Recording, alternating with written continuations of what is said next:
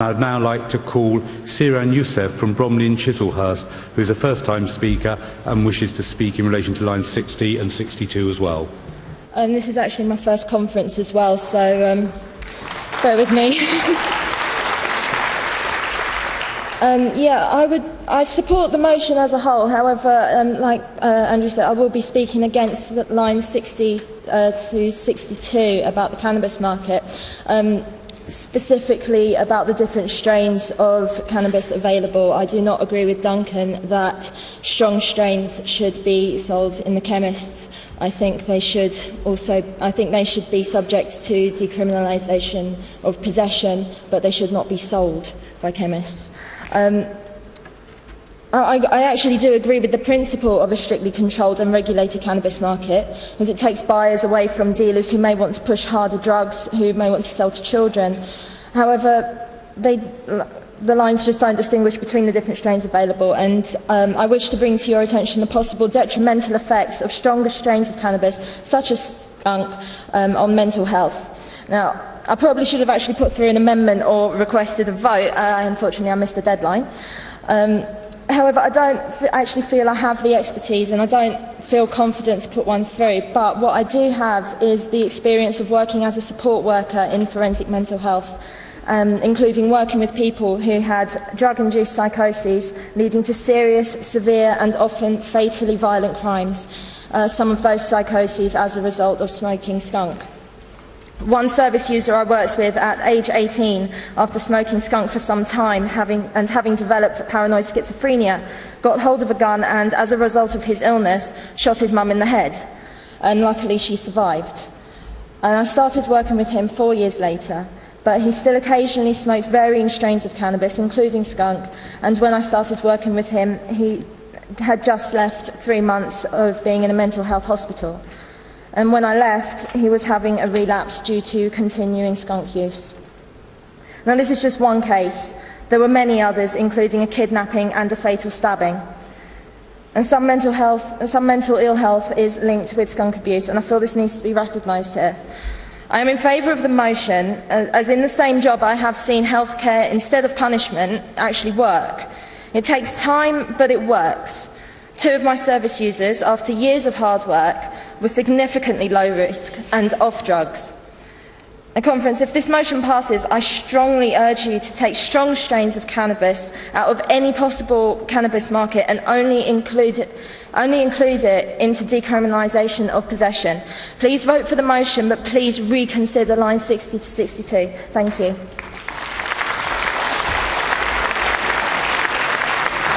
Thank you very much. After the interventions which we're going to take, could I ask Elizabeth Adams to stand by? And I now call from the microphone Suzanne Fletcher. I've just been to a fringe meeting by Crisis about homelessness, and I also know from people I've met that there are huge problems that privately rented housing, hostel accommodation for the homeless people who are not classed as vulnerable can be drug-ridden. No place for those who don't want to be taking drugs, and there's nowhere else for them to go. They'd rather sleep rough than be exposed to this, and often do. Please support Amendment 1, and those in a position to do so, please take action on where people can actually sleep. Thank you. Thank you. Could I now call John Mead from the Entrance Venture Mike? I just want to point out that decriminalisation does not mean legalisation. The Portuguese model works. Since 2001, cocaine, cannabis and heroin use is down. I strongly urge people to support the motion. George Miles. I know some people who would be in mental hospital, except they had a smoke and got over it, but they're not in the statistics. How many people here have used mind-altering drugs in the last week? Alcohol is a mind-altering drug, but it happens to be legal, and it used to be illegal in some countries. Some people prefer cannabis, Hindus, Muslims, Africans, West Indian cultures. Cannabis is a drug, but over here we're not allowed to smoke it because, well, for historical reasons. Taxation of cannabis could net £2 billion a year, says one estimate, which will build hospitals instead of funding terrorists. John Lennon and Eric Clapton didn't say legalise heroin or cocaine, but Bob Marley says legalise cannabis. Thank you. Martha Vickers. Thank you. Through my work, I'm aware that drug abuse is not only behind much crime, but is also blighting the lives of many children and families. Serious drug abuse, and I include the legal drug alcohol here, is one of the main reasons why children are taken into care. What a cost to society. Increasing penalties aren't working. Cannabis is now Class B, with a threat of 4 years imprisonment, but its use is increasing, especially among young people.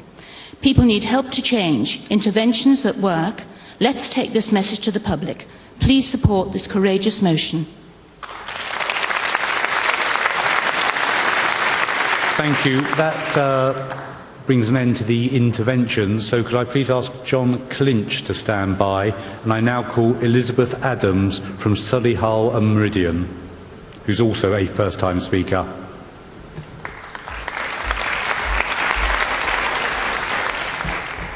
Good afternoon, conference. I'd just like to begin my speech by saying that I was first offered the opportunity to try drugs when I was 14 and a half years of age, and I was certainly one of the older members of my group for that to happen.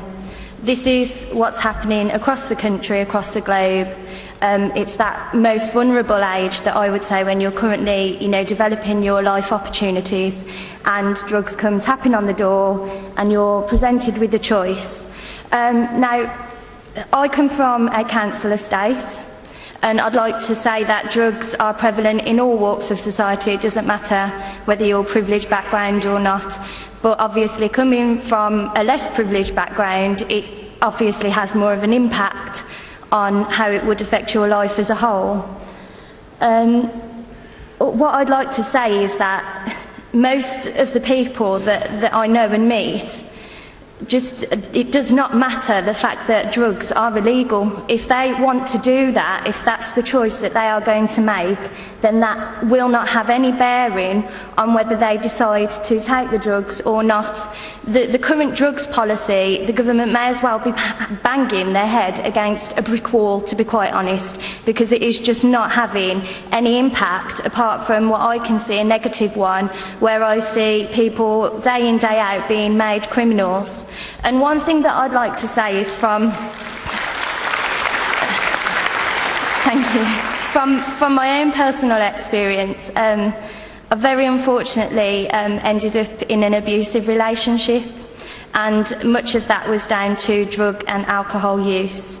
And so I've seen firsthand the impact, one of the more serious impacts that it can have on a family, and I wouldn't wish anyone, any family, to go through that.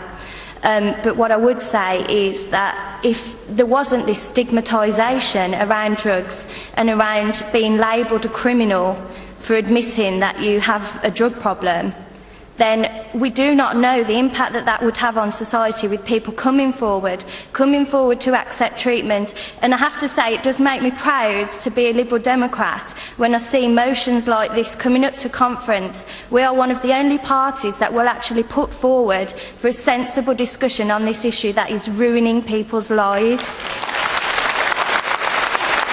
And thank you. What I would like to say is that this motion is calling for exactly that, a discussion. As far as I can see, lines 60, 62, all of the lines, it's calling for a proper investigation into some proper evidence as to whether that would be a more feasible option to tackle this, so we can have all the discussions over whether a cannabis market would work, whether it would make it worse. But let's have those discussions, let's support this motion, and let's have those discussions, and let's really tackle something, because we don't know all far-reaching into society what problems are actually being caused down to drug use until we get those people free from stigmatisation to come forward, accept the help and get things moving. So please support the motion and support the amendments as well. Thank you.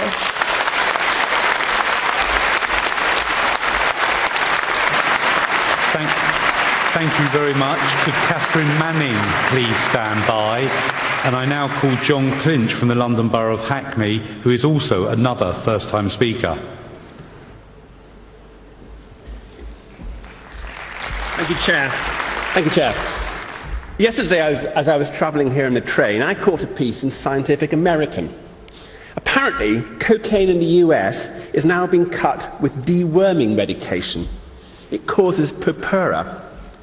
Recent cases in medical journals document users showing up with patches of blackened and dying skin on their ears, face and extremities. Conference, this is yet another example of how the illegal status of drugs causes harm. Let no one be under any doubt. Drugs laws harm.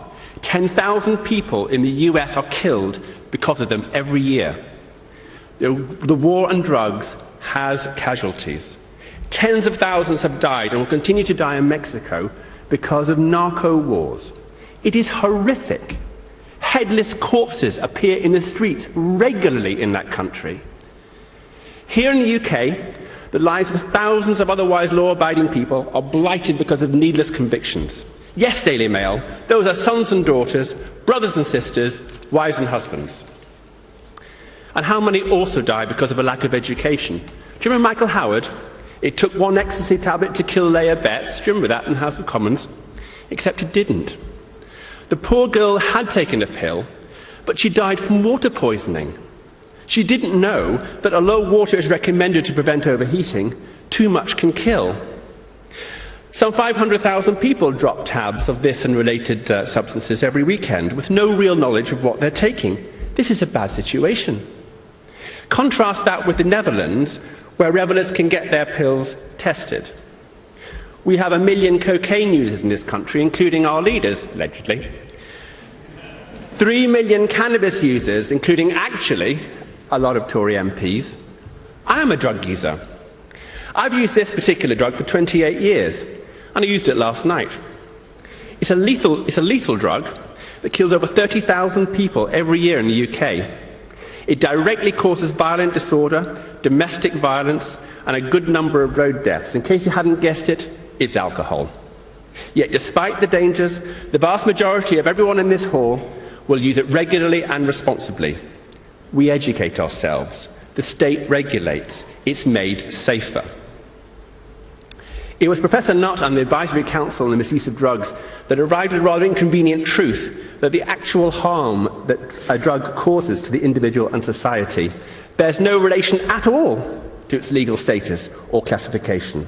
Alcohol tops the bill. Tobacco's up there too, kills 50% of all users. Ecstasy, a relatively harmless drug, came near the bottom.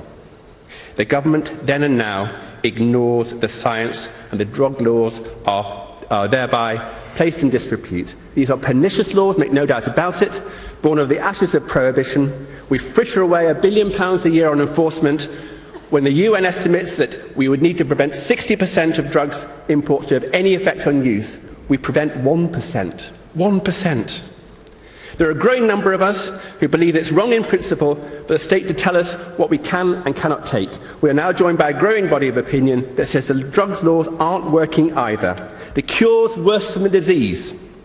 Even if you don't agree with me that freedom demands the repeal of drugs laws, back this motion and Amendment 1 on pragmatic grounds. The Daily Mail won't like it, but by doing so, we will be saying it's time we face the facts. We want what works. We want what is liberal. Thank you.